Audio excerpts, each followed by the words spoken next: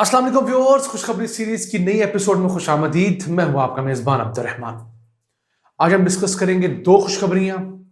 पहली खुशखबरी पाकिस्तान में टूरिज्म इंडस्ट्री के लिए बहुत अहम है, क्योंकि उस सिलसिले में एक अहम शाहरा की मंजूरी दी गई है जो पाकिस्तान की बहुत दो खूबसूरत वादियों को आपस में जोड़ेगी, जिसकी वजह से मजीद 8 खूबसूरत वादियां जहां इस वक्त जाना मुमकिन नहीं है आमतौर पर, वो भी अवाम के लिए, सयाहों के लिए खुल जाएंगी।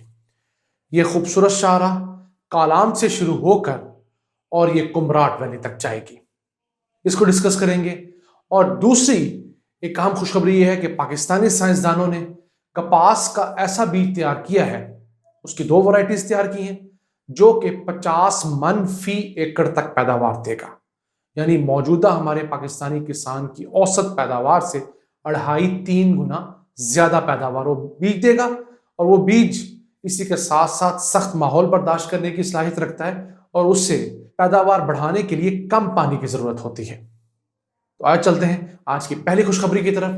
तो जो एक अहम शाहरा जिसकी मंजूरी दी है खैबर पख्तूनख्वा हुकूमत ने, वो सवात की खूबसूरत वादी कालाम है, जिससे शुरू होगी 113 किलोमीटर ये तवील शाहरा 8 खूबसूरत वादियों से गुजरते हुए अपर दीर की कुमराट वैली तक जाएगी। इस शाहरा के लिए 5 अरब रुपए की इब्तदाई मंजूरी दी गई है। इससे जो खूबसूरत वादियां अवाम के लिए, सयाहों के लिए खुलेंगी, जहां पर गाड़ी पे जाना मुमकिन नहीं, वहां पर आप बासानी अपनी गाड़ियों पर जा सकेंगे। ये वादियां कौन कौन सी है? अंकर वैली है, गबराल का खूबसूरत मकाम है, जहाज बांडा है, इसी के साथ साथ कुमराट आप जा सकेंगे।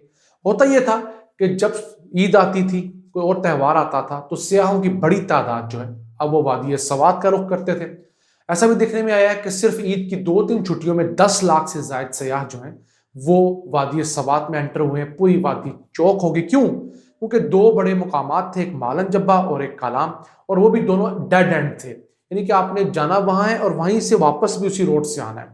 तो प्रॉब्लम ये होती थी कि जो सयाह जाते थे उनको वापस में निकलने प्रॉब्लम होती थी, तो फिर जाने वालों को मसला होता था। उसका हल ये निकला एक कि वादी कालाम, वहां से ये शाहरा आगे जाएगी, क्योंकि आपको पता है कि सवात के जो अहम शहर है मंगोरा तक, आप समझिए वहां तक तो मोटरवे का लिंक प्रॉपर बन चुका है।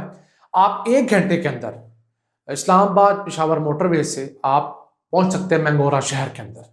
वहां से आगे एक अहम मोटरवे का बाकी जो पैच है वो जा रहा है कालाम तक। वो जब कंप्लीट हो जाएगा तो उसके बाद कालाम से आगे अगर आपने अपर दीर वाला इलाका, जो चित्राल वाली साइड है, दूसरा एंड है, उस तरफ जाना है, तो डायरेक्ट लिंक नहीं था, आपको वापस आना पड़ता था और वापस चकदरा से आपको टूवर्ड्स चित्राल जाना पड़ता था। अब वो नहीं होगा। ये रोड ऊपर से आप उसका मैप देख रहे होंगे, ये जाएगी, ये बहुत खूबसूरत वादियों से गुजरते हुए। आप नज़ारे देखिए, कुछ वीडियोस आपके लिए हम लेकर आए हैं। इन खूबसूरत वादियों से गुजरते हुए आपको ये लगेगा कि आप पाकिस्तान में नहीं, स्विट्जरलैंड में ट्रेवल कर रहे हैं। वैसे भी गुज़िश्ता दिनों जो स्विट्जरलैंड के पाकिस्तान में सफ़ीर थे, उन्होंने सवात का दौरा किया और उन्होंने कहा था कि पाकिस्तान किसी सूरत भी स्विट्जरलैंड से कम नहीं है, सिर्फ हमने अपनी चीज़ों को मेंटेन नहीं किया हुआ।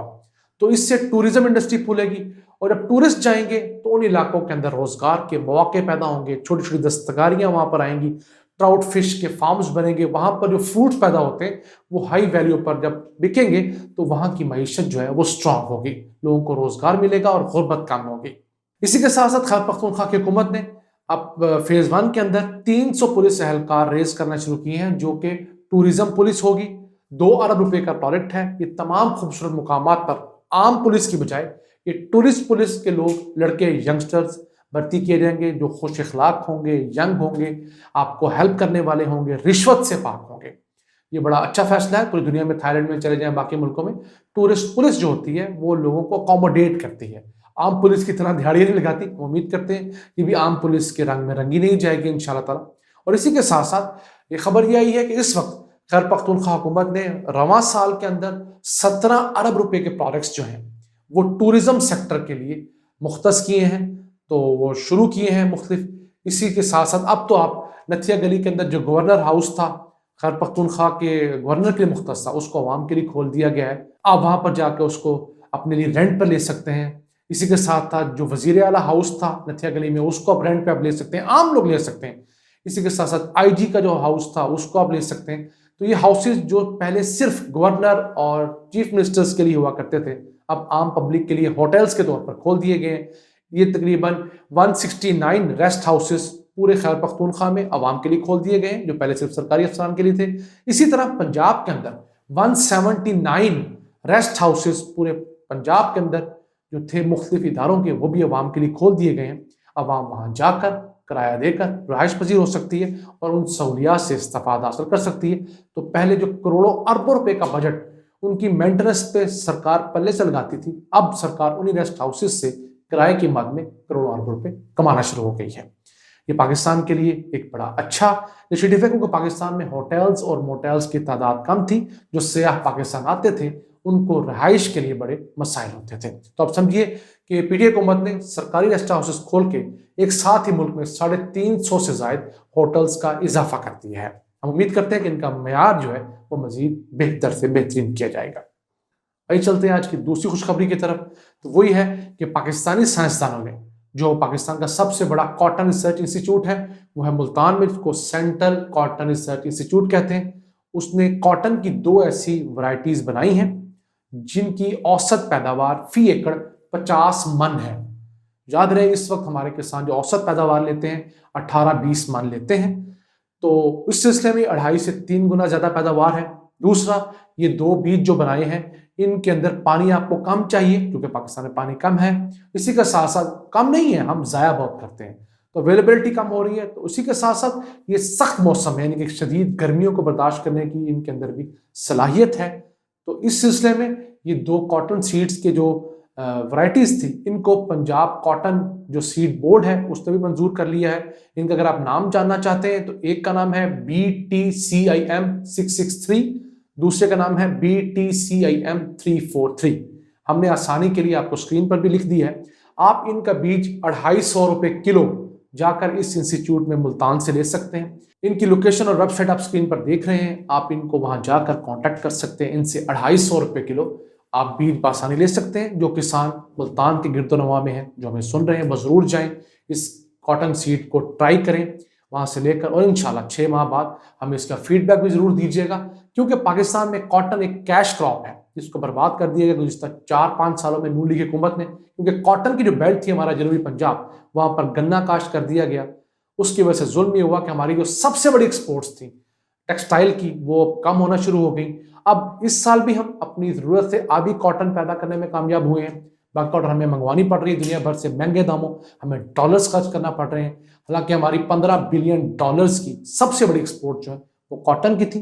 कॉटन में हम खुद को फील हुआ करते थे। आज हम कॉटन के इंपोर्टिंग कंट्री बन गए हैं, कॉटन दरामद करने वाले मुल्क बन गए। ये हमारे शहबाज शरीफ की मेहरबानी है, नवाज शरीफ की, उससे पहले जरदारी की। किसी ने कॉटन से मुतालिक फोकस ही नहीं किया। इसी के साथ साथ अब हुकूमत भी फैसला कर रही है कि जिस तरह गंदम की एक्सपोर्ट प्राइस होती है, इस दफा 1650 रुपए मन है, इसी तरह कॉटन की भी एक्सपोर्ट प्राइस अनाउंस की जाए ताकि कॉटन के किसानों का इस्तेसाल ना हो सके। हमें उम्मीद है कि हुकूमत ये करने में कामयाब हो जाएगी इंशाअल्लाह ताला। इसी के साथ साथ जो 2 बीज नए बताए मैंने आपको, इनकी क्वालिटी ये है कि इनका फाइबर अच्छा है, इनका फाइबर मजबूत है। तो किसानों को ये चाहिए कि किसान जब कॉटन की चुनाई करते हैं उस दौरान कॉटन के अंदर बहुत गंदगी शामिल हो जाती है, जो औरतें इनको चुनती हैं वो ख्याल नहीं करती। तो उस गंदगी को जितना कम आप कॉटन की क्रॉप में शामिल होने देंगे, आपकी कॉटन की क्रॉप की कीमत भी उतनी ज्यादा होगी। उसके बाद हम आगे कॉटन को आके जमीन पर फेंक देते हैं, वहां पर गंदगी पड़ती है, मट्टी शामिल होती है, इसी वजह से हमें प्रीमियम प्राइस नहीं मिलती। तो हमें अपनी कॉटन को साफ रखना है जिनिंग फैक्ट्री तक, कॉटन मिल तक, ताकि हमें अच्छी प्राइस मिल सके, हमें हमारी मेहनत का अच्छा मुआवजा मिल सके। इन अल्फाज के साथ अपने मेज़बान अब्दुर्रहमान को इजाज़त दीजिए और अल्लाह से दुआ गो रहिए कि पाकिस्तान पर अपनी रहमतें और बरकतें नाज़िल फरमाता रहेगा। अल्लाह ने के बाद।